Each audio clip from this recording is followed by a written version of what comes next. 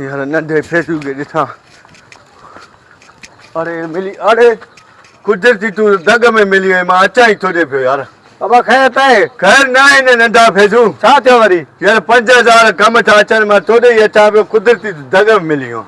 वो ये पैसा ॾींदे कॾहिं वरी? बाबा तोखे ॾींदुमि, हाली सवाल जवाब न कर यार। बाबा कम कहिड़े अचनि था? यार को कम आहे यार, हे बस बाहू बचाए तो मजबूरी आहे। 5000 रुपयो ॾे यार मजबूर करे तो हाणे वठ 5000। ओ तोखे ॾींदासीं, हज़ार तुंहिंजा काॾे न वेंदा।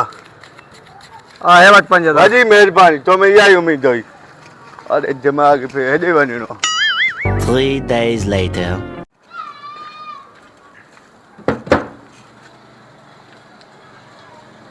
केर? सजाद मखणी आहे? तव्हां केर आदा? सजाद मखणी में कम होयो मुंहिंजो। छा कम आदा? और होयो कोई कम? उहो त घर न आहिनि, ॿाहिरि कम सां विया आहिनि। अच्छा जे अचे न हुनखे चइजो नंढो फैज़ू आयो, कम होयो हुन में। कम मूंखे ॿुधाए छॾियो, मां हुनखे पाणी बस ॿुधाए। पोइ तव्हां हुनखे चइजो, बस हुनखे चई छॾिजो। ठीकु आहे आदा। The next day. केरा?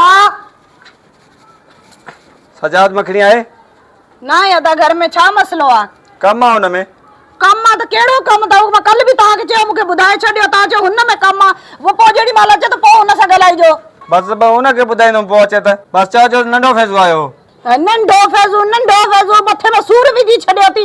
वञ, जेॾी महिल आयो त ॿुधाए छॾींदुमि। चरियो भेणा। Later that same evening. यार सजाद मखणी न मिले तो, न कर्ज दे तो, लगे तो इन सां को ट्रिक करनी पवंदी मूंखे। 1 minute 37 seconds later. अरे केरा? सजाद मखणी आहे? अरे छा मसलो तोखे? सजाद मखणी मथो ई चटे छॾियो थी। हुन मूंखां 5000 कर्ज़ो वरितो हुयो। वठणा ते त छो नथो ॾे त तव्हांखे कर्ज़?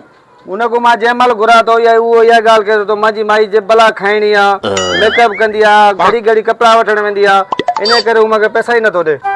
अच्छा त इहो निभागो ॿाहिरि वञी मुंहिंजी गिलाऊं थो करे। 1 मिंट ॿी अदा, मां अचां थी। 10 seconds later. अरे निभागो, अरे छा थी? इथे ॿाहिरि मर। मां टियों दफ़ो अचां थो, तूं घर में लिखियो बीठो आहे। हाल हेॾे। अरे ॾींदो मां नंढा हेॾे हाल हाल हेॾे। भलो तूं ॿाहिरि वञी मुंहिंजी गिलाऊं त करे न, हाणे तोखे ख़बर पवंदी। हल हेॾे हाल मारो दे बाबा। रन माराए छॾी। हा रन माराए छॾियो। संगत अगर अव्हांखे ही वीडियो क्लिप पसंद आयो है तो असांजे चैनल के सब्सक्राइब कयो ऐं घंटी वाले बटन के जरूर दबायो, जीअं असांजे चैनल जो हर वीडियो अव्हां ताईं पहुची सके। वॾी महिरबानी।